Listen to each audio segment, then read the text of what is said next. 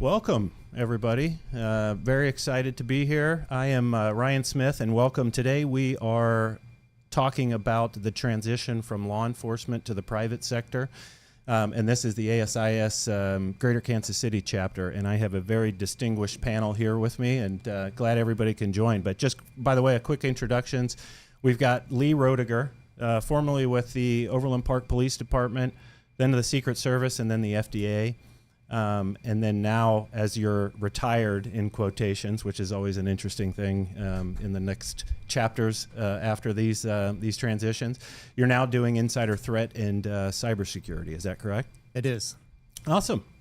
Great. Thanks for being here. I'll kind of go around the horn and we'll get a little bit more in depth in everybody's story. Kind of everybody has an interesting background here, and this is a hot topic, and one I'm glad that the ASIS group does, because I think it gets a lot of interest, and there's a lot of advice from folks like you that have been through this before. So we also have Thomas Keary here with us, a CPP as well. That's something I really want to dig into a little bit deeper with you, but former Overland Park Police Sergeant, and now in your retirement, you are corporate security manager for a major communication company.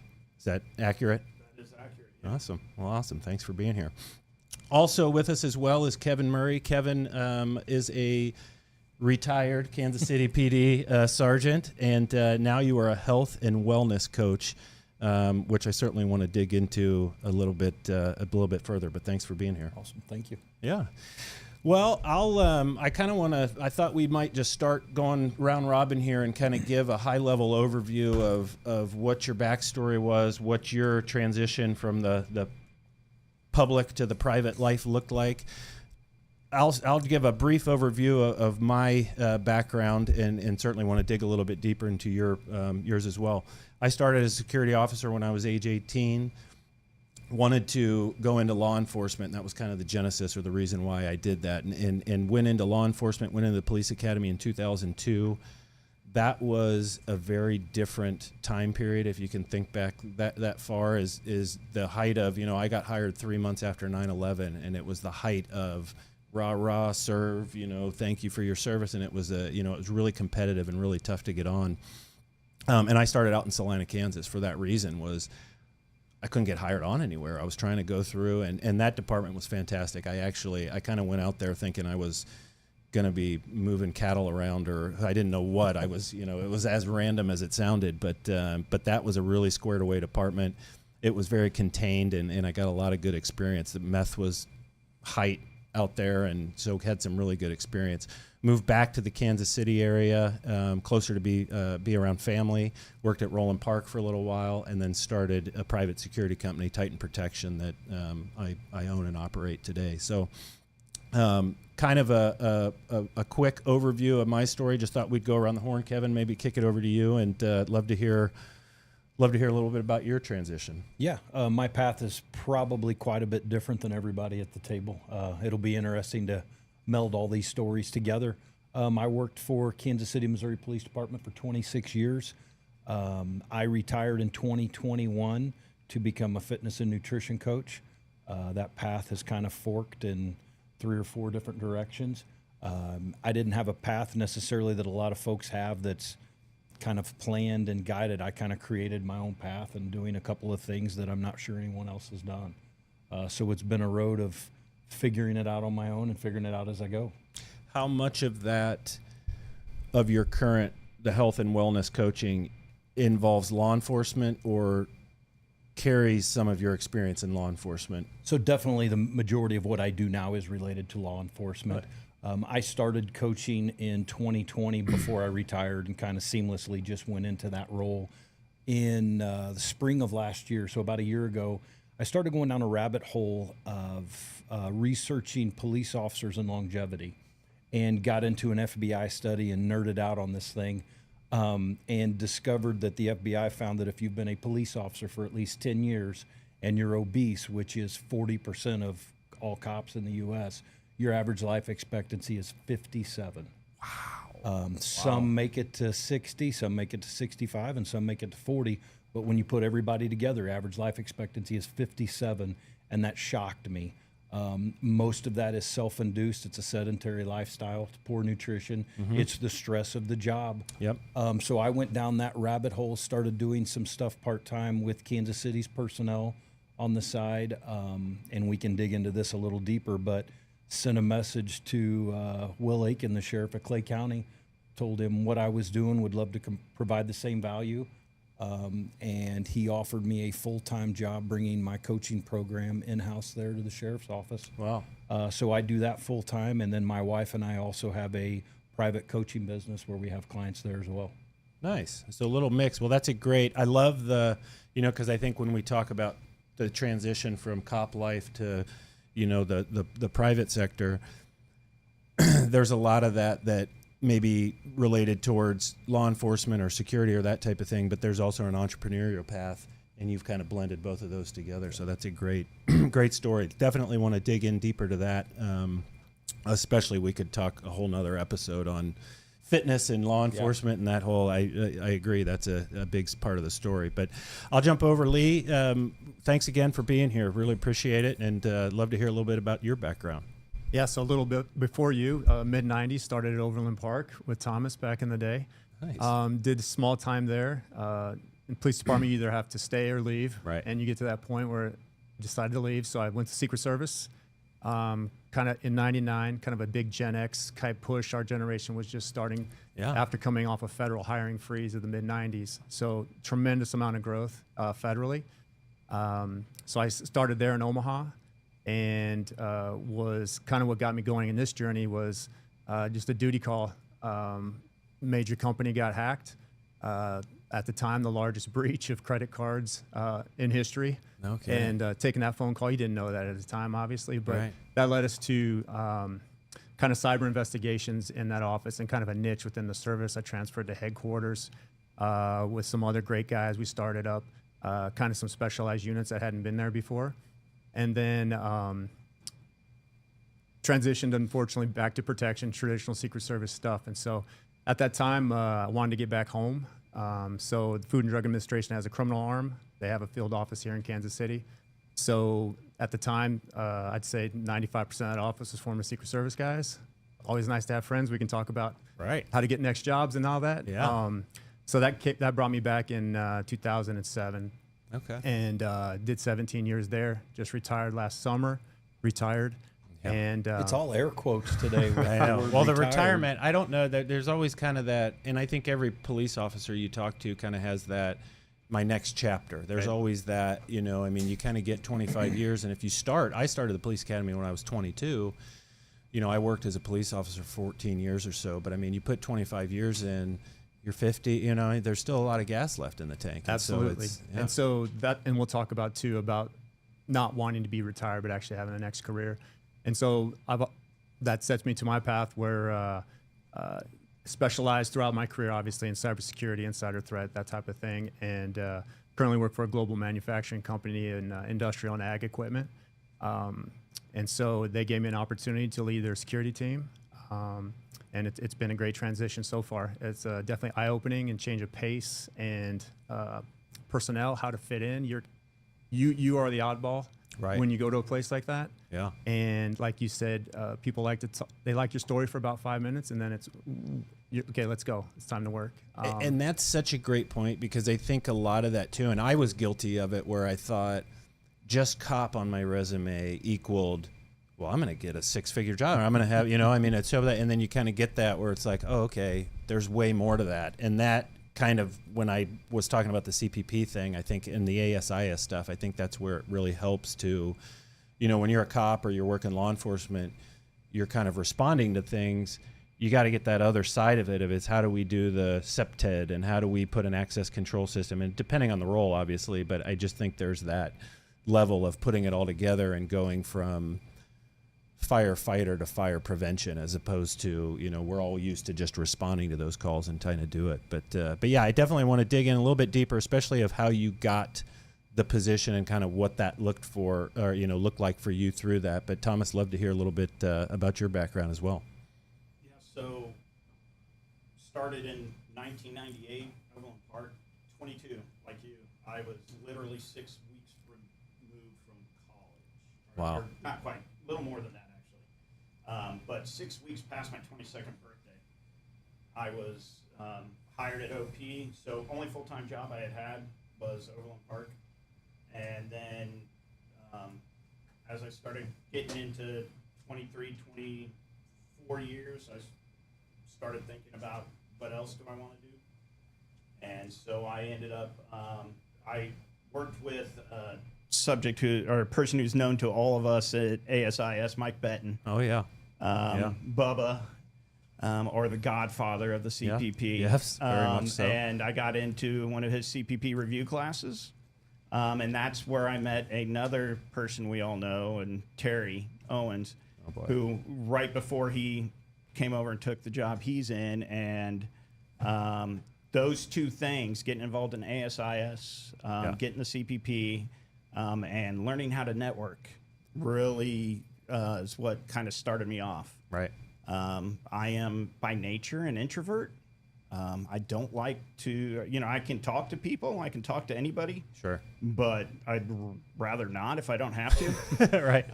So that was a big thing for me to force me out of my comfort zone, right. to start building connections, to find that next chapter, because, yes, retirement from law enforcement is in quotes. Right. You're not actually retiring. Right. And so that's one of the big things. I knew I wasn't looking for a retirement job. I wasn't looking for something to just go sit. I was looking for the next chapter. I'm only 48 years old. I've got more time. A lot of gas in the tank. Yeah. No, you hit on two things that I think are big, and especially around the ASIS thing. I think the CPP and some of the educational opportunities that they have helps kind of round you out from the an entire perspective. But then there's also that networking piece of there's folks there that know or have their ear to the ground of who may be looking for a position, and just kind of networking again and all of that. And that's kind of, Lee, on when you're in your current position, how did that come about, or how did you even get introduced to that group, or, throw your hat in the ring? It's obviously a bad job market to be applying to, right? Right. And so this is a little bit more than the return to work mandate that's currently on the table for most folks. But so when I started looking probably 18 months ago, obviously local Kansas City, but also remote. I think what I was targeting, and that's another thing, is understanding where you should fit in the companies. I don't think we necessarily understand their command structure like we do in law enforcement. So what's a manager, what's a worker bee, what's a director, and all of that. And I think a lot of people have a lot of, hey, I have all these skills, I should apply for these director jobs. Right. Probably going to strike out on a lot of those, obviously. But you hear about, oh, so-and-so got that job as director at this major credit card company. And you're like, well, I could do that. Right. And then you wonder why you strike out. So, finding that role of actually, what are your true skill sets? Not what you think you can do, but I think that's when you're putting on your resume, what have you done? Right. And I think a lot of times that is missing the mark on some resumes.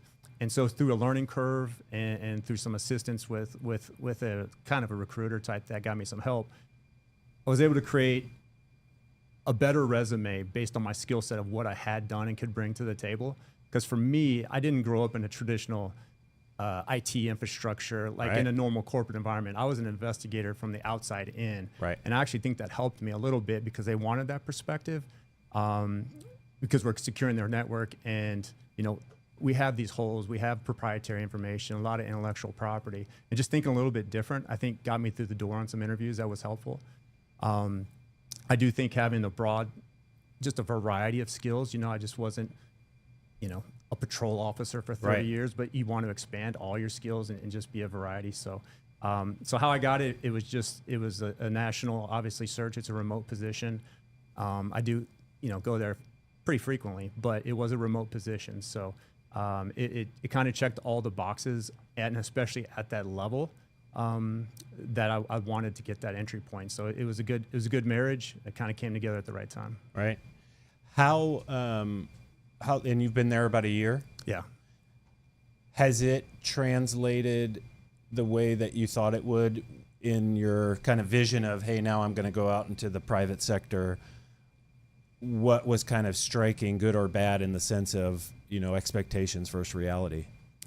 Immediately being a fish out of the water, pace, we've all were at a job where we were there 20 plus years. We could do that job in our sleep. We didn't have to think about who do I call to do X, Y, and Z. We just did it. Right. So I'd say my first 3 months was very stressful on just, I couldn't do day-to-day things because I was spending all my time. Yeah. How do I even do this? Right.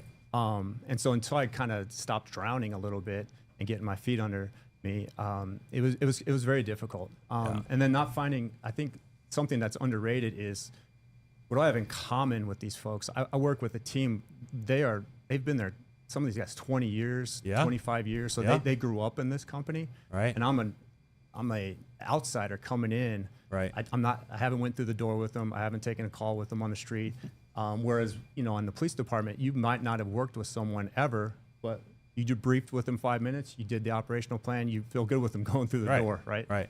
So kind of getting that trust is, I think, taking a while for them to trust me. Yeah. Just because they don't know me. Right. They don't know it. So that was very hard to kind of get to do. And then you want to think you have all these skill sets and you bring, and you should just have this command respect, right? Yes. I've done X, Y, and Z. Yeah. I've talked with Susie from accounting. She don't know who I am. She Right. just needs X, Y, and Z. And you're so frustrated, like, I just need to do this. Right. And so just the kind of those things you don't really think about. Right. And then just pace. Being in the government, it's like a slow rolling stone. It's just going to keep continuing no matter what, every day. But in private sector, let's go. We got quarterly results to deal with. We have this project that needs to deal with. She needs that. He needs that. Let's go. And that's such a big difference in mentality because, and my personal opinion on that is, you don't have competition. So there's nothing driving that. It's a whole different mentality. There's not, in law enforcement, there's not the revenue drive of, how do you make more money, type of thing. It's just a whole different skill set. We had a question in the chat for you, Lee, asking what certifications did you get that helped you along the way to make that leap from private to public? Taking all what I'd say normal ones with forensics, digital forensics that come along, by far the most is my CISSP, Certified Information Security program from ISC2. It's by far the industry standard. It's a requirement, almost similar to all your physical security CPP. Like it's not even going to get you through the door on a cybersecurity job, probably. Did you get that as part of your law enforcement career, or was that separate after? It was. The Secret Service actually put us through when it kind of first came out, as we were doing network intrusions, mainly to give us credence with when we were in these boardrooms with these Fortune 500 companies that were getting hacked, and having a 29-year-old across the table, like, who are you? Right. Like, well, I just give him my card and it has that. Oh, Right. okay. At least he passed the test, right? Right. And actually, that actually got us a lot of credibility going into those talks. And so nice. It's weird. And I've found through just friends that have the CPP for you guys, that really drives value for your positions. Yeah, no, absolutely. One of the other things that I think was striking and that I've heard from others, I don't know if you all have a similar experience, but working as a cop, you have that us versus them mentality, and you have that cohesion where you have that group that you identify with and you work with. I think when you leave, it was striking to me how quickly you disappear, in the sense of that identity or that world that you were in. All of a sudden now you're not hearing from the same people, or you're doing. Anybody have any thoughts or differences, struggles, anything that they noticed about that or struggled with? Or I'll jump in there. Yeah. I know that's a huge topic for a lot of people. And that was something that I've been asked a lot and tell people about. A lot of times that job becomes your identity, and people don't think about it. I don't think they have that self-awareness that when they leave, if that was your identity, you're going to struggle. Yeah. I don't know about you guys, but for me, I had some great jobs, did a lot of fun stuff, worked with great people, and I miss some of that, but that job was not my identity. Right. For me, I never looked back. I do miss some of the people that we worked with on a regular basis that just everybody goes on with life and you don't get to interact with anymore. But that's one thing I think is a self-awareness of that if that's your identity, you need to either change that or you need to be very careful on your next move. Right. Well, and culturally, fitting into that corporate culture is a whole different type of mindset, and also just, we're used to, we roll up on a scene, we own it, we command it, you do this, that, and the other, we're running the show, and then you kind of get into and you're like, oh, I've got to work with these other departments.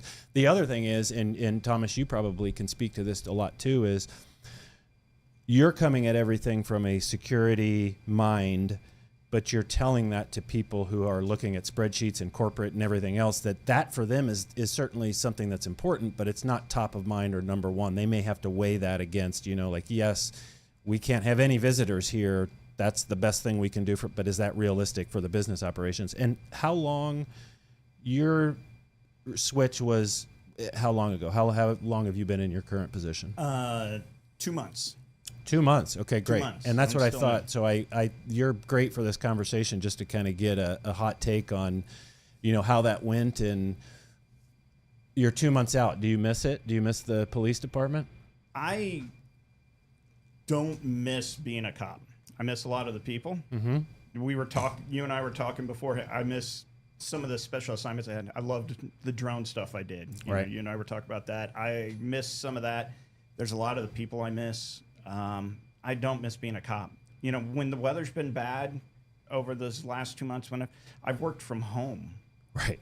I don't get to do that in law enforcement. Right. I'm not. When my actual start date with the company was delayed because I was supposed to start on January 6th, day after that big blizzard came through, right? Right. And the guy who was doing my onboarding was flying in from Cincinnati, and he couldn't get in, so I didn't start until Wednesday. And so the person who's my boss now calls me and goes, look, obviously this isn't going to happen. You're going to be our judge for when it's a good time for him to come in. And I'm like, you got to understand, I'm a little skewed on my view here, because if I was with the police department, I'd still be going to work tomorrow. Right. I'd find a way. That's what I did. So, and she goes, welcome to the corporate world. Right. So, Was there anything in your first 2 months that was good, bad, anything striking? I mean, reality versus expectation. I mean, you prepared for this for a while, which I want to dig into a little deeper, but any surprises? well, some of the surprises, I texted a buddy of mine after a couple weeks there and was like, weird things. Number one is no radio. Yeah. You're tied to the radio when you're, patrol, or when you're uniformed. And I was uniformed Right. my entire career. I had a lot of great gigs, but I was still uniformed. So I was tied to that radio. So no radio, no keeping track on what everybody else is doing by looking at the dispatch screen and all that. That was weird, obviously the uniform. And then just also, after 26 years, I was, I knew what I was doing. And Lee hit on that. I knew what I was doing. Right. I was actually a guy a lot of people came to, how do you do this? How do you do that? And then now I don't like not knowing what I'm doing. Right. I'm That struggling. uncomfortable feeling of being and new having to ask for help. And my boss is great, and she keeps telling me, you're doing fine. We appreciate you're willing to jump in, but ask for help. It's okay. Right. We'll get you there. You're fine. So. Yeah. I feel too that I can see sometimes when people make that leap, I always say go in with a scalpel, not a hammer, because I think as cops, we kind of have that mentality. We come in and we fix things and we go, and this is the way you do it and how, and that corporate culture and how to figure that out. I think the best kind of, advice is ask a lot of questions and learn a lot of things. Anything that have you felt yourself kind of, I have to slow it down or not, or learn, or do you have that? Well, honestly, I feel like I was in good place for that, because over the last half of my career, especially, I spent a lot of time working with people outside of law enforcement. Right. I did crisis intervention, working with mental health. I've worked a lot with mental health providers and with hospitals and community mental health centers. I was a school resource officer for 8 years, working in the school environment. You want to talk about being that odd duck? Right. You're the cop in there. Teachers think really differently than cops for the most part. Right. So I learned how to work with that environment. And then when I got promoted to sergeant and then spent the last 5 years in community policing, a lot of the same. Right. So I feel like really my career kind of prepared me to be able to make this I wish I could say it was completely intentional, Right. but honestly, only that last move was with the eye of, this can help me get somewhere after. But Yeah. really, it all did. Yeah. So I felt like I was prepared for that coming in, and that has panned out. So far I've worked well with others. One thing I had to keep in mind is not everybody in the corporate world cusses. We in law enforcement, we're pretty free with language, so that was one thing I've been mindful of. Right. But and then for me, the weirdest thing for me though has been the whole team aspect. Right. My team, I'm part of a nationwide team. Our company's nationwide. My boss is in Cincinnati. Right. My next level boss is in Charlotte. All right. My closest coworker, that's part of my division, is Cincinnati. Okay. So getting used to that, everybody jokes I'm on an island where I'm at. Right. So that's probably been my hardest adjustment so far. Right. Keeping that, long distance relationship going, if you will. Right. Of a team, Right. when, whereas, cop, you're seeing everybody every day. Right. Yeah. Very interactive. Well, that's very interesting. Kevin, when you were making the leap, I'm kind of interested in kind of the run up to that. And were you planning on retiring? I mean, did you kind of have this all plotted out in the year or two leading up to it, or kind of how did that story unfold for you? Yeah, so I'll try to keep this at a bare minimum. My exit story actually starts probably November of 2018. Okay. I woke up one morning. I had always stayed in pretty good shape, and kids were getting older. They were in high school. Every day felt like Groundhog Day. Mm-hmm. Get up, go to work, go to the gym, have family responsibilities, go to bed, get up, go to work. The same thing day in, day out. And as the kids get older, you kind of start to have a little bit of free time. You're not focused on the kids. Right. And I realized I needed to do better. I needed a mission. So I spent that winter, I lost about 25 or 30 pounds that winter, and then signed up for an indoor triathlon. The only issue was I had no idea how to swim, couldn't swim. I grew up water skiing, so I was comfortable in the water, but I didn't know how to swim. And this is 2018? This is 2018, so I'm 47 years old. But not retired. Not retired. And when you're starting the triathlon, did you have visions of the wellness coaching thing, or did that kind of develop over This was just my own personal awakening. Got it. So I took swim lessons, did an indoor triathlon, and at some point in there, I signed up for an ultra marathon, a 9-hour ultra marathon that was in a few months, and I had never even done a 5K. I had no clue. I guess I didn't know what I didn't know. I just thought, well, this sounds doable. So I started with a 2-mile run. A few months later, did my first race, was 41 miles, then a 54-mile race. And the whole time I was doing this, I was kind of documenting this journey on social media, just to help inspire others. I know there's a lot of people in my same shoes.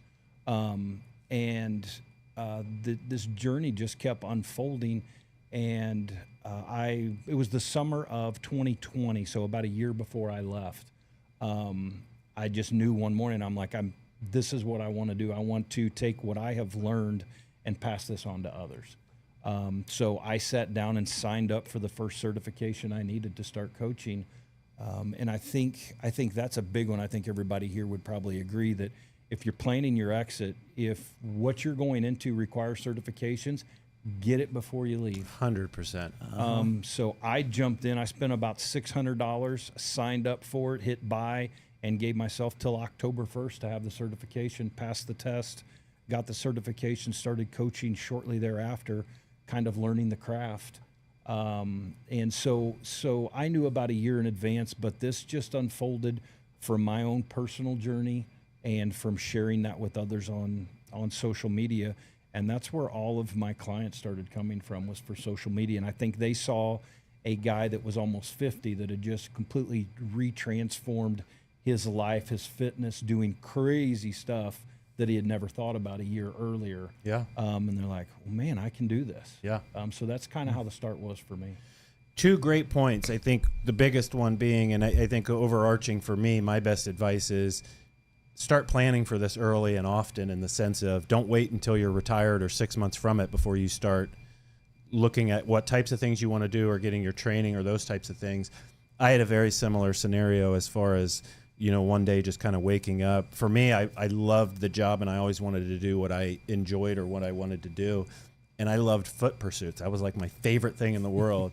And one day somebody ran for me and I kind of had that, and I was like, if this isn't fun anymore, what am I doing? And kind of had that gut check of, what's my purpose? What am I doing to get out of life? But I think that piece is important, certainly. The planning ahead portion of it, I think, is a big one. Go ahead, Lee. Just to talk a little bit about being unprepared, I think as a whole, law enforcement is shockingly unprepared to retire. 100%. Even though we know our exit date, like once you get 10 years into a SWAT, you're like, all right, I got. And you can ask any cop and they'll tell you to the day when they're vested, when they're retired. Yeah. But if you find the people that are not prepared and not ready, it's staggering. And I don't think they don't have that personal, hey, what I'm going to do next.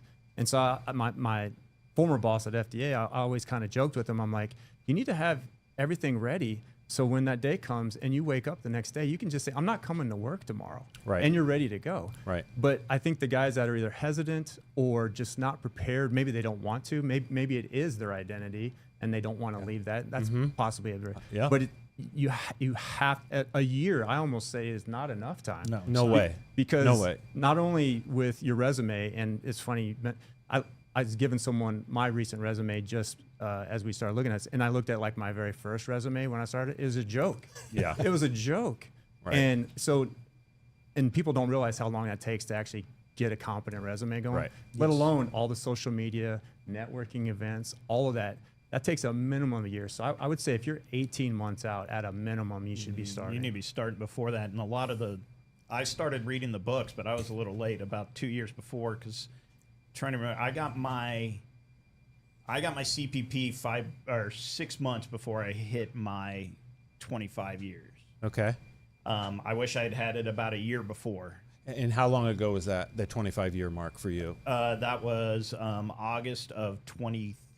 Okay, so you were vested and ready to go. You were just kind of preparing yourself. I was, trying to get ready. But, I read Carlos Francisco's book, So You Want to Get into Corporate Security. Right. And he talks about 3 to 5 years when you start preparing. And I think that's a fair assessment. Kevin and I have different scenarios where I think we had a different calling and was able to kind of do it at our own pace, or, we had our own timeline. And Thomas, I think for you, and I give the same advice. I think rounding yourself out for the other side of what are you lacking? You have the law enforcement experience, but what is the other piece that you need to bring to the table? And then the networking piece, all of those things should start 3 to 5 years ahead of. If your goal is chapter 2 is after my formal retirement, then yes, you need to be planning 3 to 5 years for that to transpire. And especially as Gen X, at least federally, what we're seeing is just exiting in mass droves. Really? So you used to have mandatory retirement at 57. It's still that now.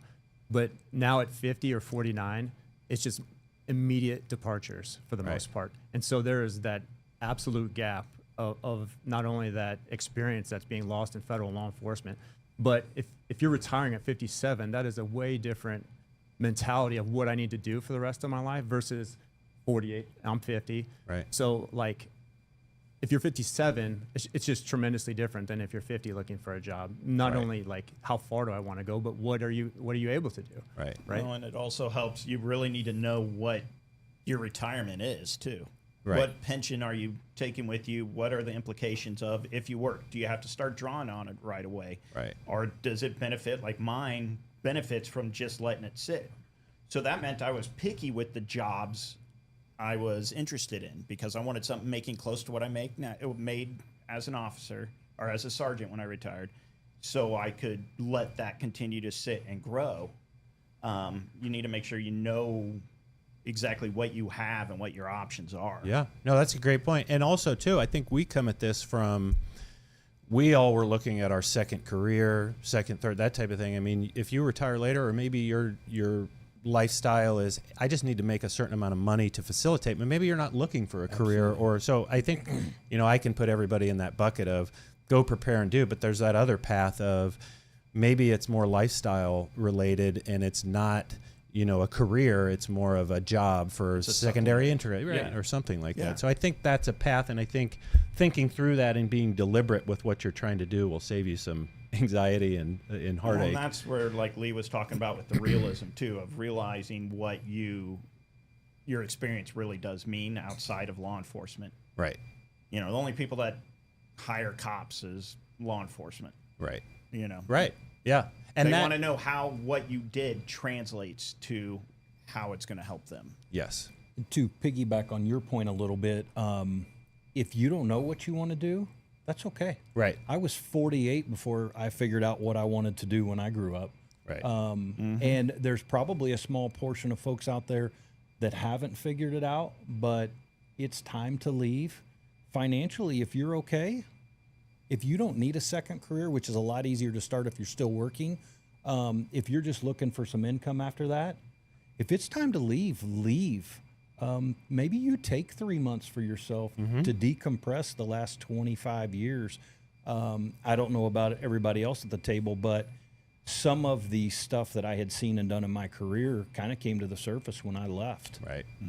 So to have a few months to remember who you are, or maybe who you want to be, take that time if you can afford that, and get the human aspect back. I mean, we take that so much, and people just end up being a piece of paper or a report that we have to take or do, and you just lose that, empathy of it's just another report or another. And I found that shocking. And when you transition out of that and get away from that, then it's like, okay. And I think the work schedule is the other one that is interesting, because that was in my mind. I thought, well, I don't want the variable schedule. I want to work a Monday through Friday. Well, starting your own business, it doesn't work that way. I learned I worked twice as hard, but there is a piece of that of getting some stability with schedule. That can be tough on family life. The joke with cops is always, I remember when I got engaged, everybody went, "Oh, you got to get that first one out of the way." It's kind of like the the known of it's not that great on a marriage or family. So a lot of those things, and to your point, sometimes it may be just kind of a decompression of get away from that, and that may give some clarity to figure out what. My point being, no matter what it is, whether it's supplementary income or a career or something like that, be deliberate in what you're trying to do. Think it out, plan it, and I think you'll have much better success that way. Have a plan, work the plan. Right, absolutely. Lee, you talked, and you've mentioned a couple times about how there's a mass exodus in kind of the federal side of things where people are leaving. And I'm curious if you think what drove that, or is that COVID related? But I also, second part of that being the job market, a couple years ago, it was really good to be looking for jobs because there was, a need for people. And kind of now, and Thomas, I'd love to hear after kind of your experience of what is the current job market, you being kind of 2 months out, but just kind of curious what you thought about. I think on the federal side, and this isn't a political statement or otherwise, it just started with the government shutdowns. We were going to work, not getting paid. Ultimately, you get paid, but my mortgage is still due on the first of the month. Right. And to the average normal citizen, they think you're still getting paid. Yeah. But as that that was like the first punch in the gut. Right. And it happened twice in about 3 years. So you're like, man, what am I doing here? And then COVID came. And then kind of culminating with kind of an anti-law enforcement, just in general, right? Yep. All of those kind of culminated to hey, what are we doing here? And then there's been much more education on knowing your numbers, knowing financially where you're at, what you can do. And quite honestly, if you're going to continue to work, get us, your next career, it doesn't make sense to stay in the government anymore. Once you have that, Totally you truly run the numbers, you're giving money away. Yes. And so once you realize that, and you're good in your heart with, hey, I gave 25 years to this country to do X, Y, and Z. Right. I served my time. That kind of gives some clarity to your job search. And so I think all of that, plus I'll just stick up for Gen X. I think Gen X is we have certain stereotypes within us. We just don't take a lot of, this stuff. And so we're like, hey, I don't need this anymore. Let's go. I've done it. I don't need to stay to, because you have the old timers. Oh, you're not loyal, or you should just stick it out. Right. I don't need to go to 57. Yeah. I'm ready to do something else. Right. When I can leave. And so they actually even moved it up. So if you just do any age in 25, so you'll have some guys that are 46 now leaving federal law enforcement with full pensions. Right. And imagine the career you could have 20 years of a secondary career You're like right. that. Yeah. So Yeah. I think all those on the federal level, kind of, we have some unique circumstances of just what pings us and what we can do, you know, investigative wise. Yeah. You know, it's kind of ups and downs depending on what agency, what you're working, and just get to a point where you're like, I'm not sure I want to do this anymore. I've done it. I've done everything. Does that create a vacuum or an opportunity for the younger generations to kind of move up quicker because there's opportunity above, or because that's another thing of like a lot of the, you know, millennials may now be moving into command positions and different things. You know, I was born in 1979.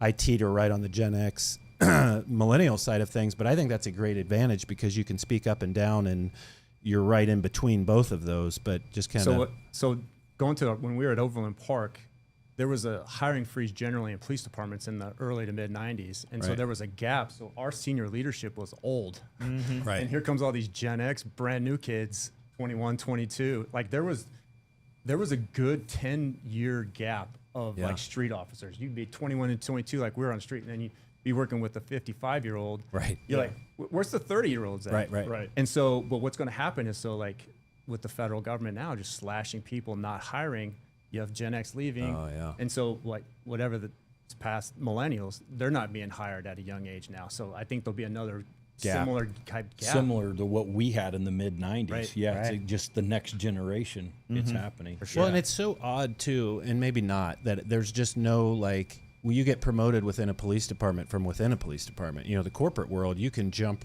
ranks and different things by getting hired that way, but it doesn't work. You know, Right. it doesn't work that way, and I'm not sure it's any better or worse, but interesting. On the whole idea of rank structure, I kind of missed that. That was simple.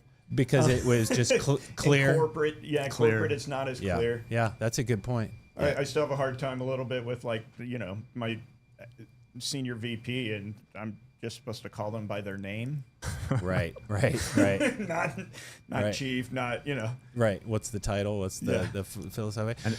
Go ahead. No, go ahead. Well, no, I was gonna, Thomas. Since you're kind of the freshest jump there, I was just kind of curious for folks that may be out there thinking about or currently job seeking. What's the market like? I mean, what was your experience when you started, and when did you start? So you retired in December Yes. of 24. Yes. You were vested and ready to retire at 2023. August of 23. Yeah.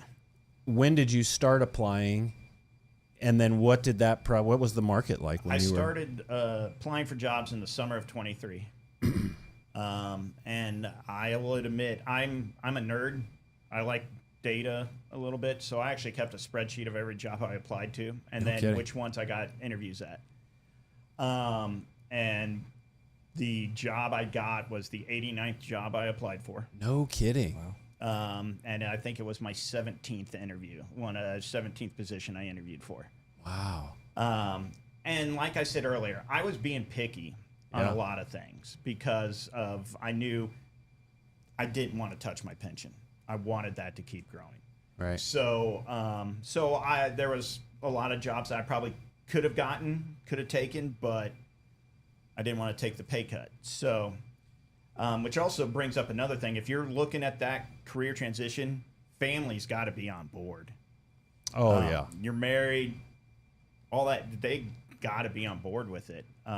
My wife was very much of, no, we can afford you to take a little bit of a pay cut. It's fine. Right. She was all for it. So, so that's just something else to think about. For somebody thinking about it, that you really got to make sure the family's on board.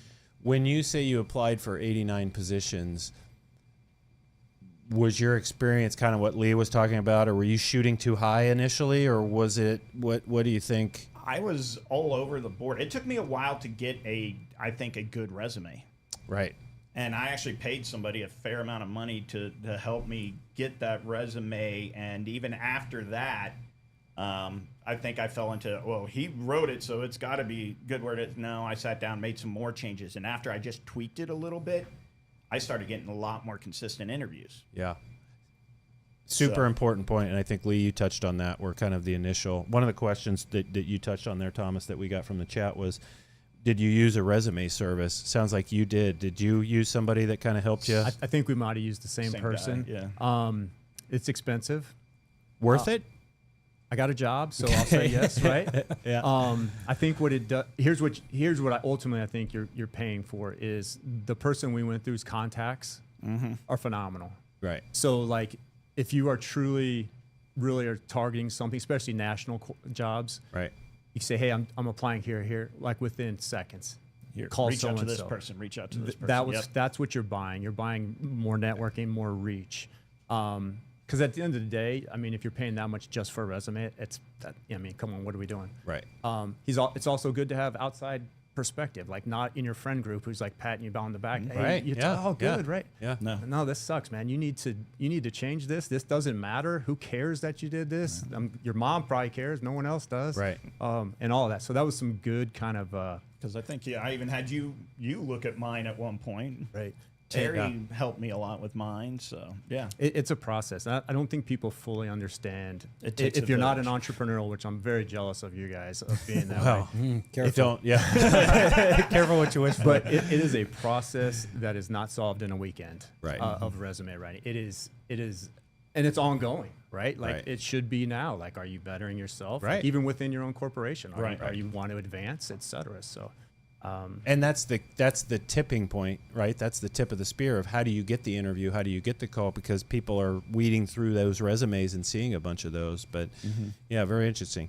Well, Kevin, your path was different, and kind of I'm interested in the entrepreneurial side of things, or kind of how things have progressed. Or it sounds like you're certainly passionate about what you do and happy about what you're doing, but just kind of that journey of the initial. So you started it. You were kind of doing the coaching thing on the side? Yes. And I then was doing decided to both make the leap? jobs for about 6 months, knowing that I left the first day I was eligible. Yeah. So I had that transition already going. So I was doing both jobs Okay. for about 6 months. Man, I'll be honest. I don't recommend most people do it the way that I did it. You talked about a hammer and scalpel. I don't have a scalpel. I have 4 hammers. I just kind of carved my path. There was no plan for me to follow. I knew what I wanted to do, but I don't know that there was a blueprint for that. I operated and took the leap off of a undeniable confidence in myself to succeed and to figure things out. And I knew there was no guarantee, but I never wanted a guarantee. It sounds kind of cheesy when I say it now. I just wanted an opportunity, and I'll take care of the guarantee. Yeah. I will outwork and provide more value than anybody else in this space. And I think that's the entrepreneur, because my story is exactly similar. I had no business. I had no idea what I was doing. I left the stable job in 2008. I did kind of a similar thing. I was doing it on the side, and then kind of made the leap to go all in. And it was just, ignorance type of thing of, had I known what I needed to do, or, I wouldn't have done it. But I also, looking back, it's tough because I have the same way. It's hard to know how to give advice there, because I certainly wouldn't change it. But knowing what I know now, would I have made the same decisions or gone through it? But yeah, it's kind of almost, it's sink or swim. It's like, get out there, you just figure it out, or, get run over. Yeah, I'm not big on 90-day goals and 5-year plans. It was just a journey of getting up every day and grinding, creating my path. It wasn't that long ago. I was actually doing more coaching for free than I was getting paid for. Right. But I saw a gap in that space. I see people going and paying hundreds and thousands of dollars for in air quotes, personal trainer. And I realized all you get with that is a workout. There's no progress, no results. You go all over social media and you look at all the gyms and trainers. Look for somebody that says, hey, this client lost 20 pounds following my plan. Right. You won't find any Results. and I knew there was nobody supplying the results, and that's because people weren't willing to provide the value. In defense of a lot of folks that work at big corporate gyms, they're not set up for results. Right. They want you to keep coming back. Right. My theory is that I'm going to get more results and provide more value than anybody else. I'm going to get you to your goal. I'm going to teach you how to do this on your own. I want your time slot to help the next person. Right. So the focus was on results. and banging my head against the wall. I'm still learning. My journey is still unfolding.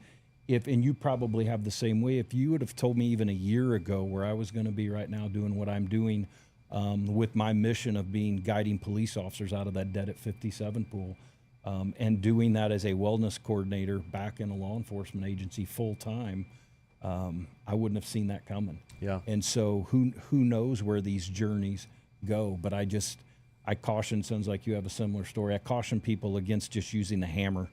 That's just the way I'm wired. Right.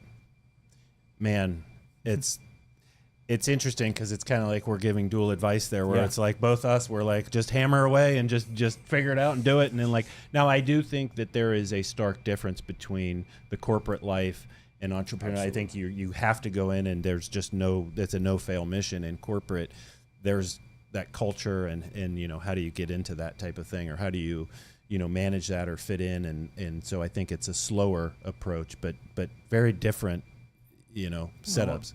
But on my way here, I actually went by a business just a little bit down the road where I know my former PD does off duty, and I know most of the people, so I figured I'd see who was there and say hi. And I'm talking to somebody else, and he, one of the things he said to me, well, are you sure that job's not going to just go away? I was like, no.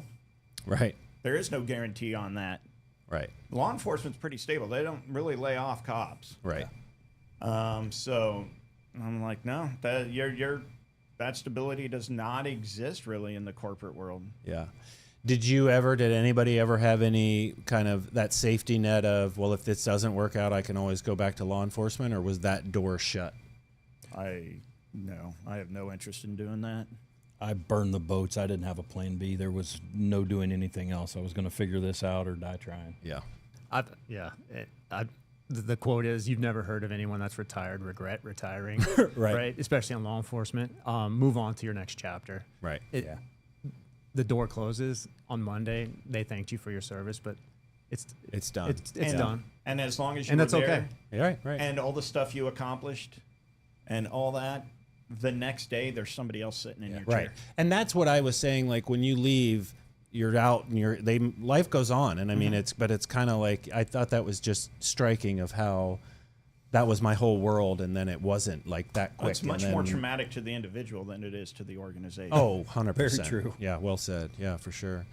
Lee, your federal background in the Secret Service, how did that network help you in that scenario? Because I know Tremendous. that's a tight group. Everybody kind of has their tight group, but I know the federal agencies, they have their, Right. And what helps is, and this isn't good for you as the taxpayer, but when guys leave early, right? So the guys that are current CISOs at major corporations, they didn't do 25 years in Secret Service general. They left at the 10-year mark, right in that sweet spot. They're early 30s, and they took a position like I had now. They transitioned to another company as director, then VP, then now they're the CISO of a national global bank, right? Right. They're just not retiring at 50 and then getting that gig generally. So those contacts, what really helped me was having that relationship where they could tell you, hey man, I know you could do this job, but the recruiter sees this, you're not doing it right. Right. And I might get you to that first interview, but like, you got to work on yourself. And that really helped me kind of fine tune, especially interviewing. Right. But the contacts, invaluable. LinkedIn, for all its, Nonsense. Just having that contact from dudes you were in the academy with 25 years ago, that will meet. And one thing I can stress, and it's been to a T, call for help, ask somebody, do you know somebody that can call me? 9 times out of 10, a stranger will talk to you for 15 minutes to help you. It's amazing. Right. Don't be afraid to ask for that help. I initially was I'm an introvert by nature. I don't know this guy. I don't want to call them. Right. Yeah. And they're like, hey, man. And use their time wisely, right? They're giving you 15 minutes of your time, but reach out for help. Yeah. Does that network still serve you in your corporate world, or is that different in the sense of, do you have much interaction or kind of overlap? I can bounce ideas off of now that are more relevant to them. Now, right. So, hey, we have this scenario, especially in non-competitive fields, right? Right. Just different, same problems, different non-compete action. Right. Well, and one of my contacts from our ASIS chapter here I think I was calling him on my second day because he is with would be a competitive company, but he's investigating the same type of stuff I'm investigating. So I say we're frenemies because we're trying to stop the same people. Right. And I literally Well, was and calling especially him in on that my world. second day Yeah. to get a contact. Yeah. Yeah. No, that world, you're kind of working, it's maybe competitors, corporate, but you guys are sometimes chasing the same bad guy that's Yep. doing the same Oh yeah, stuff. at our level, we're fine. Yeah. We'll work together. Yeah, no, absolutely. Well, we got about 5 minutes left here. If there's anything I'm leaving on the table or missing, anything come to mind that you guys wanted to talk about or that stands out as something that is advice you want to give to other folks? The one thing I wanted to say is stick with it because, I mentioned I kept a spreadsheet. I don't know that I'd recommend that. Right. Because looking at that Make number yourself got crazy. depressing. Yeah. Sometimes job searching, especially like for me, it was my first time looking for a job in 25 plus years. Right. Was a very humbling experience. Right. And so it's going to challenge some of your persistence and your patience, but stick with it. Keep after it and learn and tweak. Be honest with yourself. Okay. My first resume was absolute garbage. Right. And so I worked with others, got where I needed to be, started getting interviews. I know I'm not a strong interviewer. All right. So I had to work on that. Things Such like a great point. STAR technique, learning the situation, task, action, and results, breaking it down like that. So breaking it down like that helped me interview. And that's a great point because I sometimes, I'm on the other side of the interview table sometimes, and I am. It's always striking that people that I think are going to be awesome, they interview great, but they're bad at the job. And I always, it's trying to ask those poignant questions of how do I know, is this person going to succeed at these three things that I need them to? And I think that's to your point, Lee, about how do you really articulate and tell that story of, what do I have that's valuable to your organization? And how do I, one, put that on paper so that it gets your attention, that I can get in front of you? But then, to your point, if you're not the best interviewer in the world, how do you really key in on those things? Was there anything that came across in your interview that you thought helped you get the job that you have now? For whatever reason, there was something that felt a little different from my first interview with this job. I felt more relaxed, and the conversations came easier. But being able to talk to my boss now, some of the skills that I talked about that they liked was my abilities with spreadsheets and PowerPoints, data, and presentations.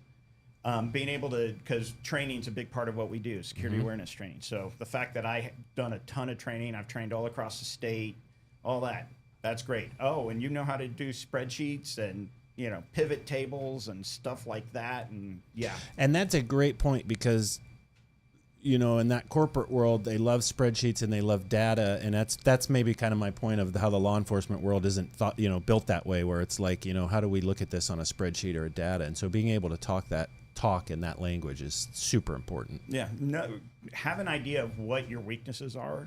Right. And address them. Right.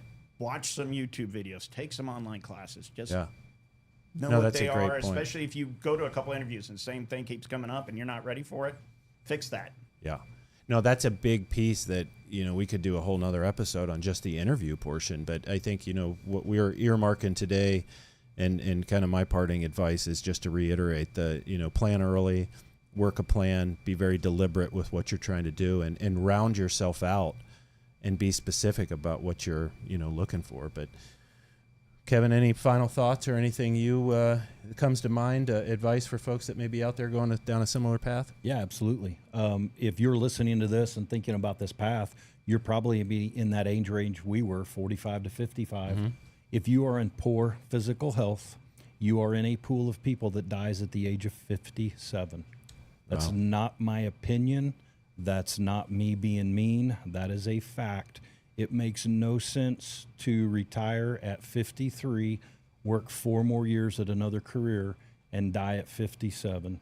Spend the next year getting in shape, lose weight, get in better physical condition, whatever you got to do so that you can live to be 80 or 90. Why work till the day you die? Right. No, that's that's great it. advice, and that's eye-opening. I mean, that stat is. It's scary. It is. It's scary. Lee, any parting advice? Anything to say to the folks out there? Just to recap, be humble, have patience, practice. Yeah. And if you need help, ask. I'm offering anyone listening, hit me up. If I can't help you, we can find you someone that can. But don't be afraid. Don't do this on your own. We're all here for each other and to get you to the next step. Yeah, no, that's great advice, and really appreciate y'all coming. And I'll dovetail that, and I think, our LinkedIns are on the ASIS invite and all those out there, so encourage everybody, connect with us. LinkedIn, ask questions. Folks are there to help, and I think we all have had that experience of when we've gone through this and needed advice of folks that have been down there before. There were folks that were willing to share that with us, and so happy to help, but certainly appreciate everybody joining and being here today. It was great to hear your stories. Thanks for having us. Thank you. You got Thank it. you.